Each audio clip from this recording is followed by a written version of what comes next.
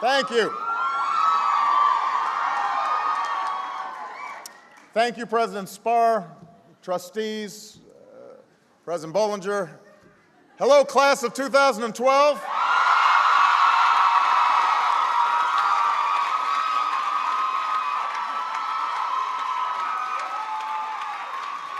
Congratulations on reaching this day. Thank you for the honor of being able to be a part of it. There are so many people who are proud of you.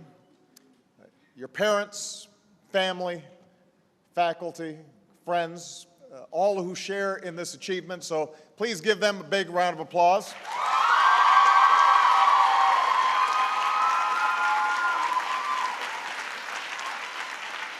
To all the moms who are here today, you could not ask for a better Mother's Day gift than to see all of these folks graduate.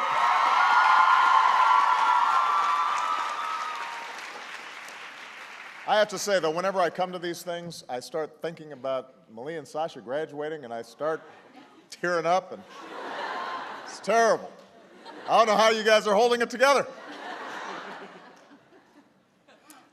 I will begin by telling a hard truth. I'm a Columbia College graduate. I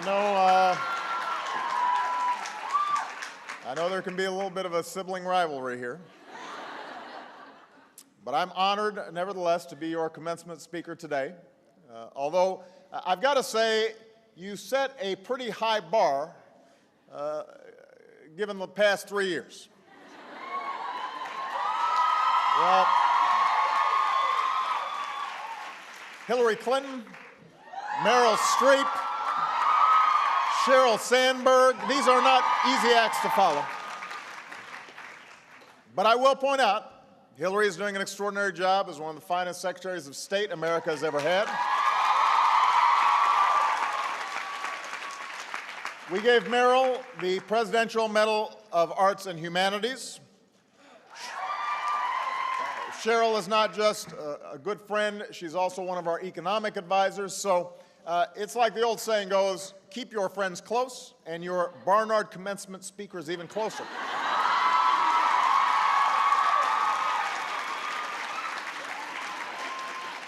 There is wisdom in that. Now, the year I graduated, this area looks familiar. The year I graduated was 1983, the first year women were admitted to Columbia. Sally Ride was the first American woman in space. Music was all about Michael and the moonwalk. We had the Walkman.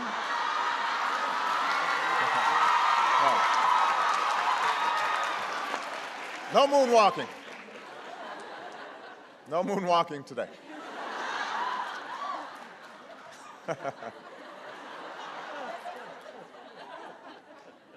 We had the Walkman, not iPods. Some of the streets around here were not quite so inviting.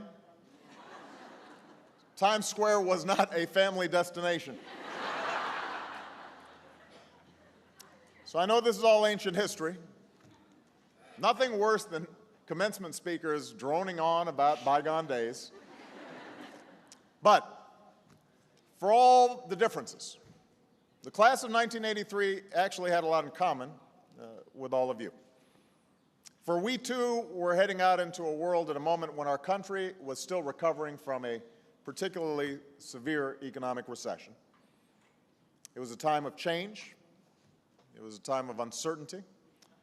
It was a time of passionate political debates.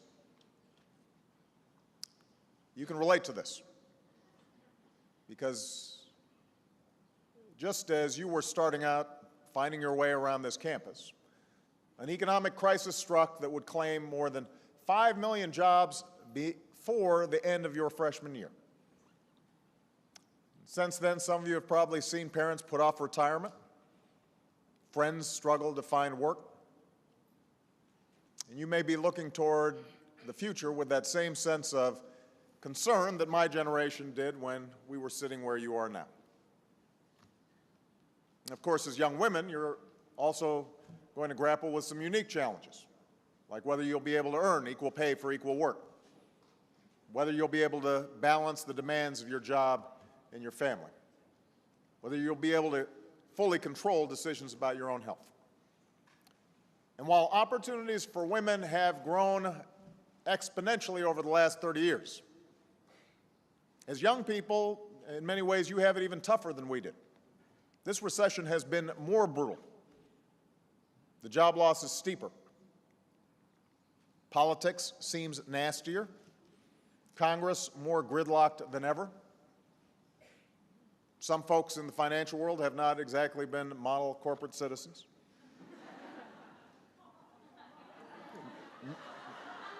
No wonder that faith in our institutions has never been lower, particularly when good news doesn't get the same kind of ratings as bad news anymore.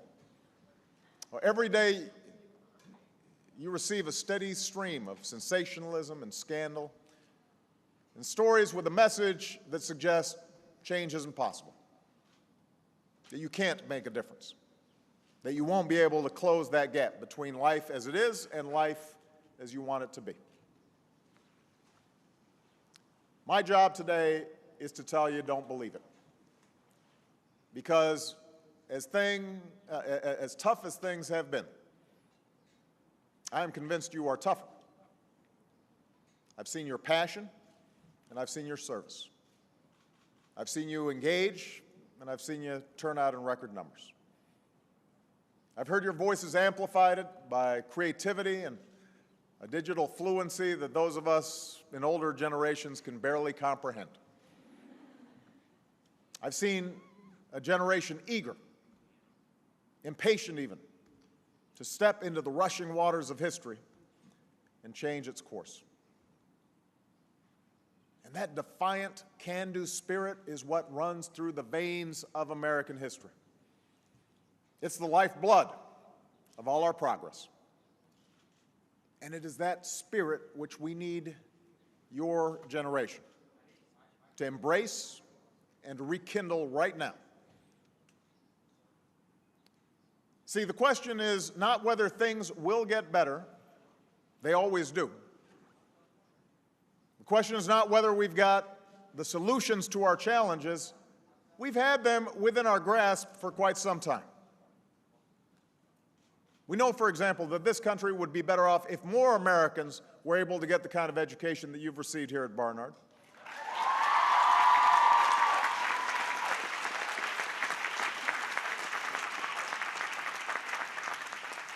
If more people could get the specific skills and training that employers are looking for today.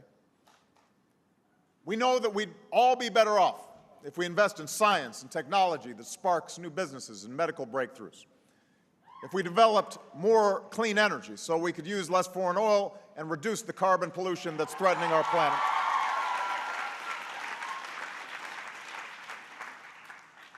We know that we're better off when there are rules that stop big banks from making bad bets with other people's money, when insurance companies aren't allowed to drop your coverage when you need it most or charge women differently from men.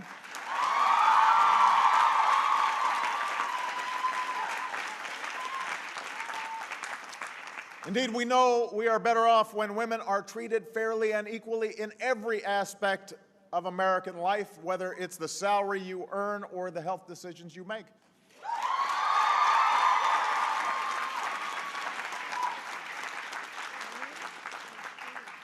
We know these things to be true. We know that our challenges are imminently solvable. The question is whether together we can muster the will in our own lives, in our common institutions, in our politics, to bring about the changes we need. And I'm convinced your generation possesses that will.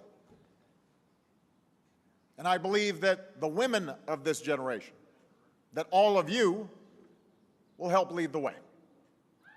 Now, I recognize that's a cheap applause line when you're giving a commencement at Barnard. That's the easy thing to say. But it's true. It is, in part, it is simple math. Today, women are not just half this country, you're half its workforce. More and more women are out earning their husbands. You're more than half of our college graduates and master's graduates and PhDs.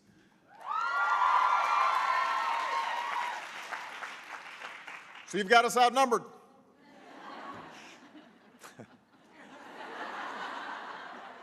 After decades of slow, steady, extraordinary progress, you are now poised to make this the century where women shape not only their own destiny, but the destiny of this nation and of this world.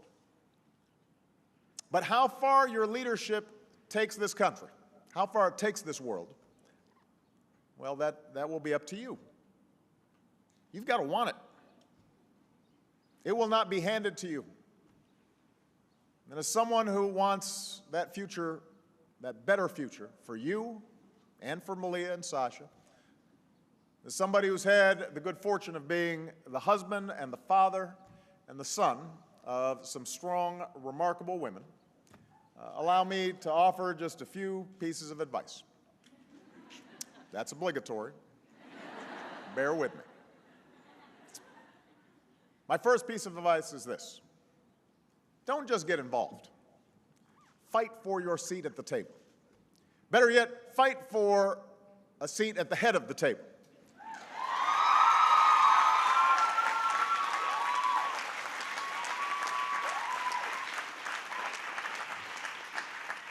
It's been said that the most important role in our democracy is the role of citizen.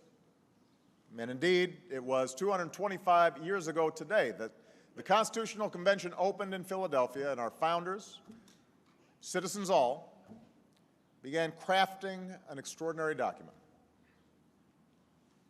Yes, it had its flaws, flaws that this nation has strived to protect over time.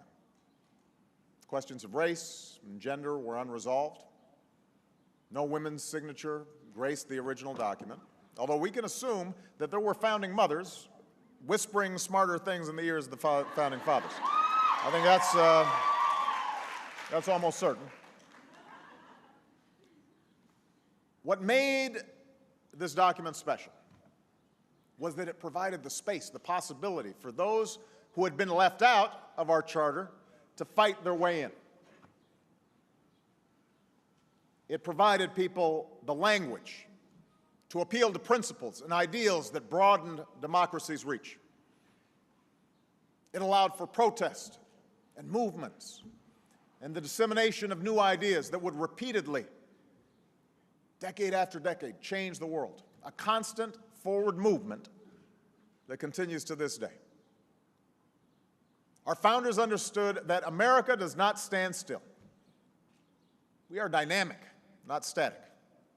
We look forward, not back. And now that new doors have been opened for you, you've got an obligation to seize those opportunities. You need to do this not just for yourself, but for those who don't yet enjoy the choices that you've had, the choices you will have. And one reason many workplaces still have outdated policies is because women only account for 3% of the CEOs at Fortune 500 companies.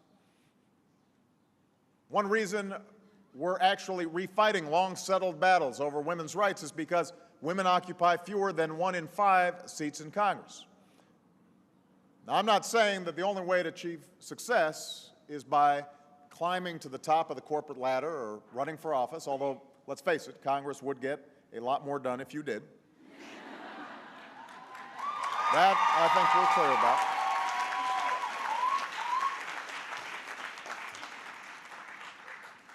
But if you decide not to sit yourself at the table, at the very least, you've got to make sure you have a say in who does. It matters.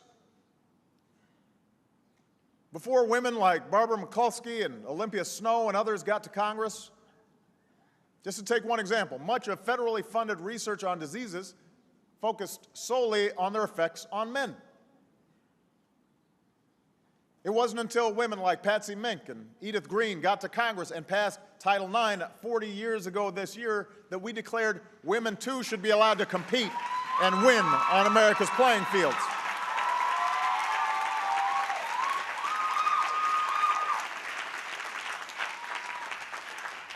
Until a woman named Lilly Ledbetter showed up at her office and had the courage to step up and say, you know what, this isn't right.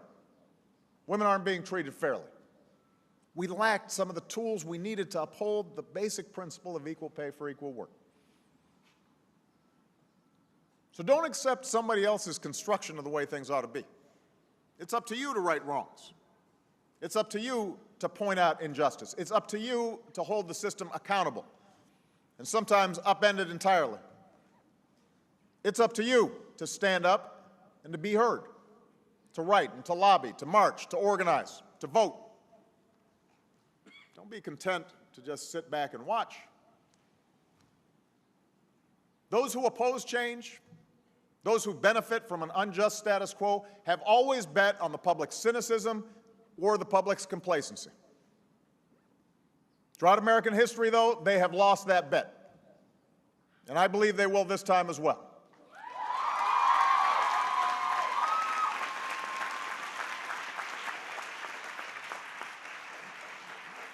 But ultimately, class of 2012, that will depend on you. So don't wait for the person next to you to be the first to speak up for what's right. Because maybe, just maybe, they're waiting on you. Which brings me to my second piece of advice. Never underestimate the power of your example.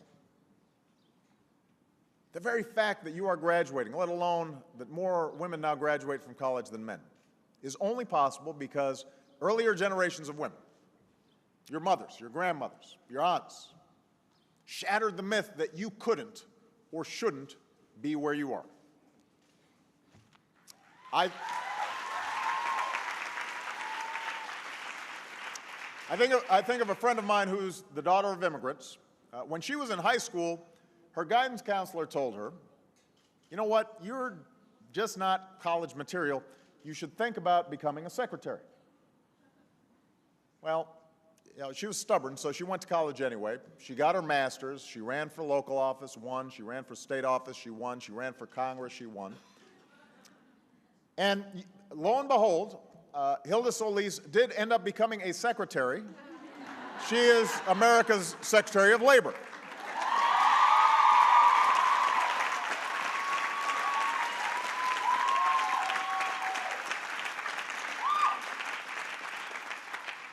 So think about what that means to a young Latina girl when she sees a cabinet secretary that looks like her.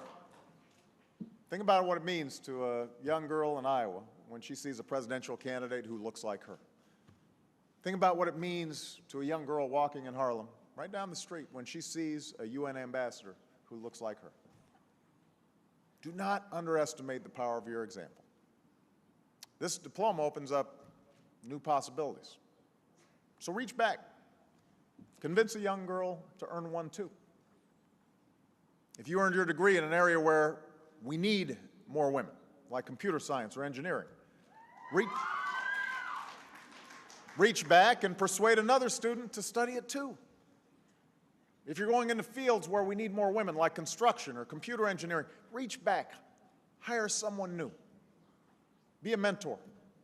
Be a role model.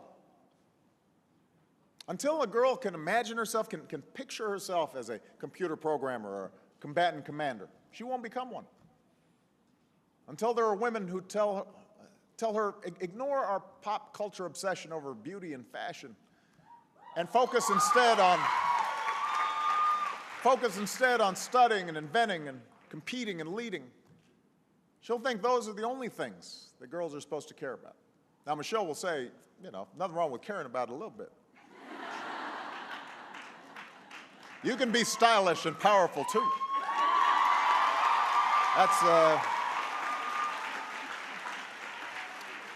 That's Michelle's advice. And never forget that the most important example a young girl will ever follow is that of a parent. Malia and Sasha are going to be outstanding women, because Michelle and Marion Robinson are outstanding women. So understand your power and use it wisely. My last piece of advice. This is simple, but perhaps most important. Persevere.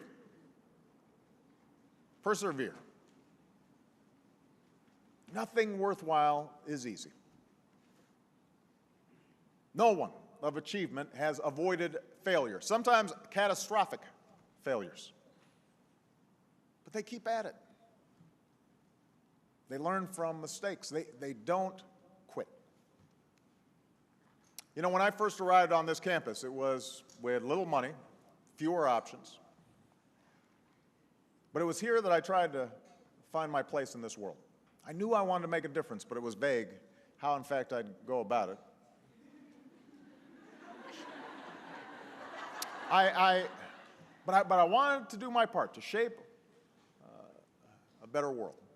So even as I worked after graduation in a few unfulfilling jobs here in New York, I will not list them all, even as I went from motley apartment to motley apartment, I reached out, and I started to write letters to community organizations all across the country. And one day, a small group of churches on the south side of Chicago answered, offering me work with people in neighborhoods hit hard by steel mills that were shutting down, and communities where jobs were dying away. The community had been plagued by gang violence, so once I arrived, one of the first things we tried to do was to mobilize a meeting with community leaders to deal with gangs. And I'd worked for weeks on this project. We invited the police, we made phone calls, we went to churches, we passed out flyers. The night of the meeting, we arranged rows and rows of chairs in anticipation of this crowd, and we waited, and we waited. And finally, a group of older folks walked into the hall, and they sat down, and this little old lady raised her hand and asked, "Is this where the bingo game is?"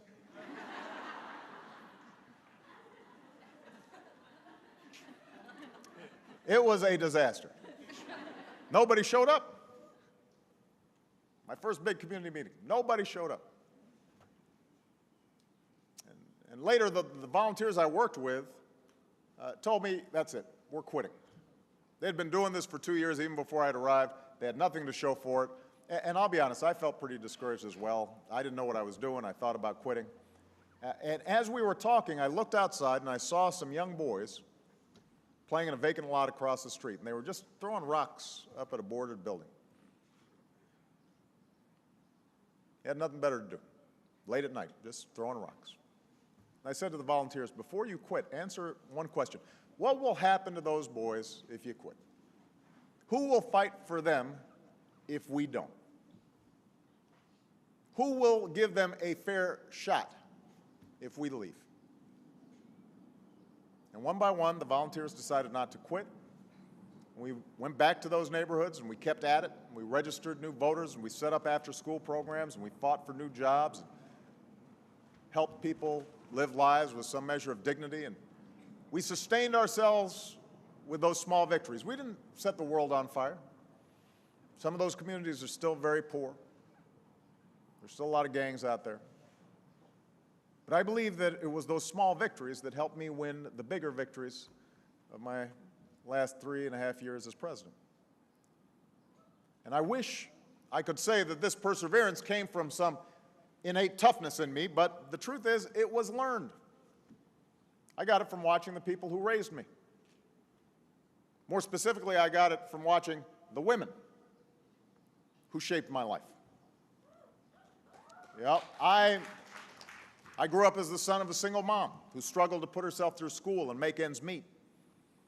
She had marriages that fell apart, even went on food stamps at one point to help us get by. But she didn't quit.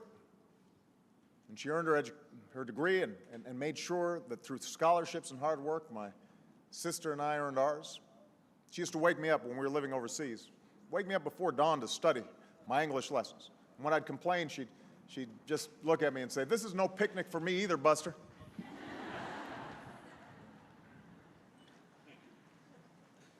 And my mom ended up dedicating herself to helping women around the world access the money they needed to start their own businesses. She was an early pioneer in microfinance. And that meant, though, that she was gone a lot. And she had her own struggles trying to figure out balancing motherhood and a career. And when she was gone, my grandmother stepped up to take care of me. She only had a high school education. She got a job at a local bank. She hit the glass ceiling and watched men she once trained promoted up the ladder ahead of her, but she didn't quit. Rather than grow hard or angry each time she got passed over, she kept doing her job as best as she knew how, and ultimately ended up being vice president of that bank. She didn't quit. And later on, I met a woman who was assigned to advise me on my first summer job at a law firm, and she gave me such good advice that I married her. And, you know, Michelle and I gave everything we had to balance our careers and a young family. But let's face it, no matter how enlightened I must have thought myself to be, it often fell more on her shoulders when I was traveling, when I was away. I know that when she was with our girls, she'd feel guilty that she wasn't giving enough time to her work, and when she was at her work, she'd feel guilty she wasn't giving enough time to our girls. And both of us wished we had some superpower that would let us be in two places at once. But we persisted. We made that marriage work. And the reason Michelle had the strength to juggle everything and put up with me and eventually the public spotlight was because she too came from a family of folks who didn't quit. Because she saw her dad get up and go to work every day, even though he never finished college, even though he had crippling MS. She saw her mother, even though she never finished college, in that school, that urban school, every day making sure Michelle and her brother were getting the education they deserved. Michelle saw how her parents never quit. They never indulged in self-pity, no matter how stacked the odds were against them. They didn't quit. Those are the folks who inspire me. People ask me sometimes, who inspires you, Mr. President? Those quiet heroes all across this country, some of your parents and grandparents who are sitting here, no fanfare, no articles written about them. They just persevere. They just do their jobs. They meet their responsibilities. They don't quit. I'm only here because of them. They may not have set out to change the world, but in small, important ways, they did. They certainly changed mine. So whether it's starting a business or running for office or raising an amazing family, remember that making your mark on the world is hard. It takes patience. It takes commitment. It comes with plenty of setbacks, and it comes with plenty of failures. But whenever you feel that creeping cynicism, whenever you hear those voices say you can't make a difference, whenever somebody tells you to set your sights lower, the trajectory of this country should give you hope. Previous generations should give you hope. What young generations have done before should give you hope. Young folks who marched and mobilized and stood up and sat in, from Seneca Falls to Selma to Stonewall, didn't just do it for themselves, they did it for other people. That's how we achieved women's rights. That's how we achieved voting rights. That's how we achieved workers' rights. That's how we achieved gay rights. That's how we've made this union more perfect. And if you're willing to do your part now, if you're willing to reach up and close that gap between what America is and what America should be, I want you to know that I will be right there with you. If you're ready to fight for that brilliant, radically simple idea of America, that no matter who you are or what you look like, no matter who you love or what God you worship, you can still pursue your own happiness, I will join you every step of the way. Now more than ever, Now more than ever, America needs what you, the class of 2012, has to offer. America needs you to reach high and hope deeply.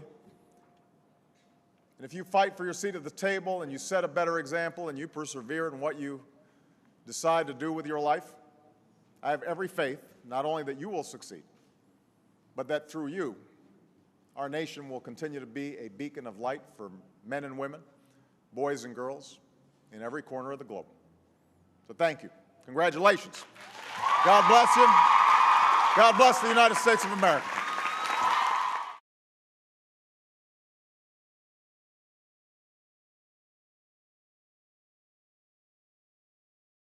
Thank you. Thank you, President Spar, trustees, President Bollinger. Hello, class of 2012.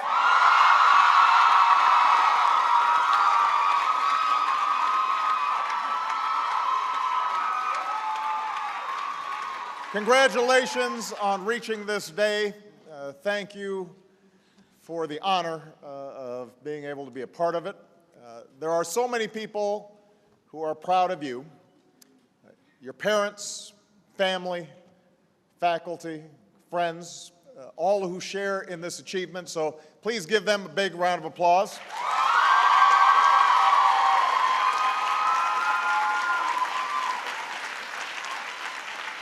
To all the moms who are here today, you could not ask for a better Mother's Day gift than to see all of these folks graduate.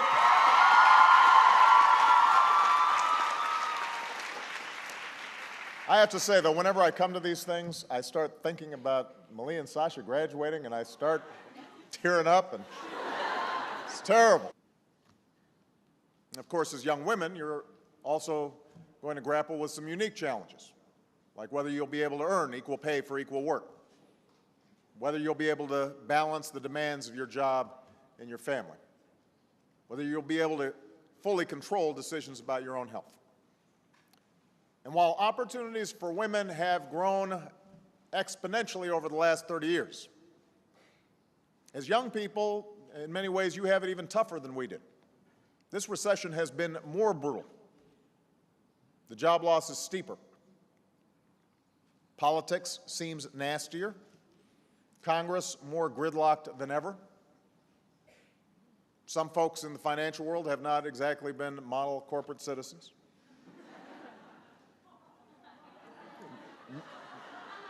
No wonder that faith in our institutions has never been lower, particularly when good news doesn't get the same kind of ratings as bad news anymore.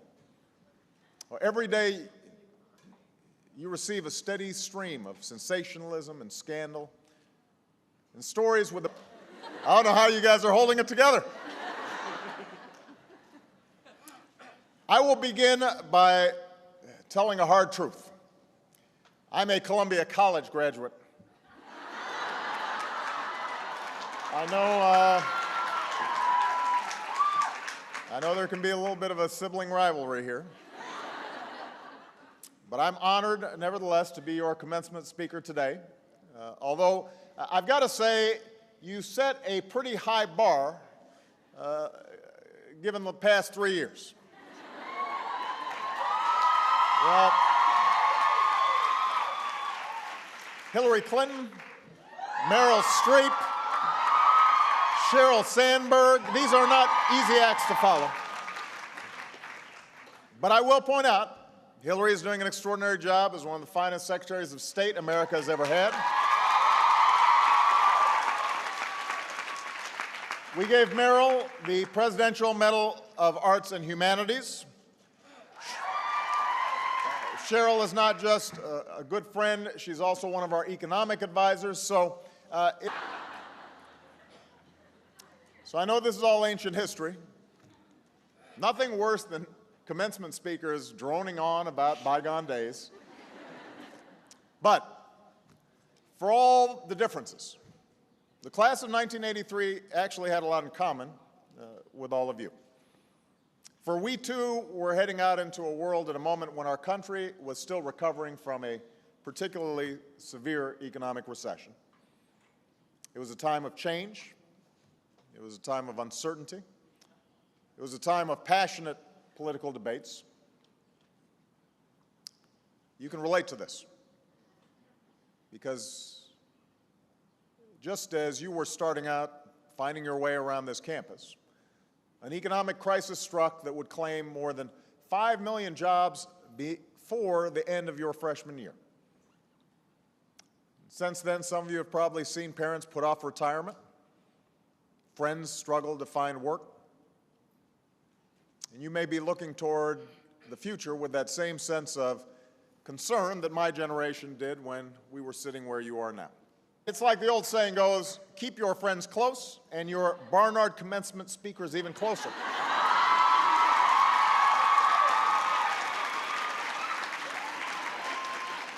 There is wisdom in that.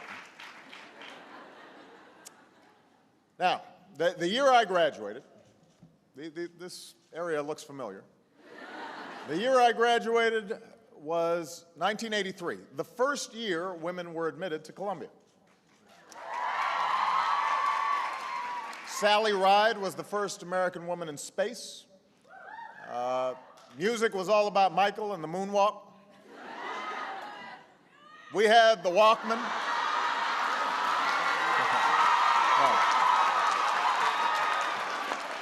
No moonwalking. No moonwalking today.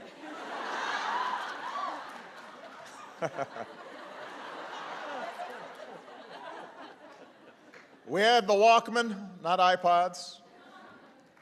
Some of the streets around here were not quite so inviting. Times Square was not a family destination.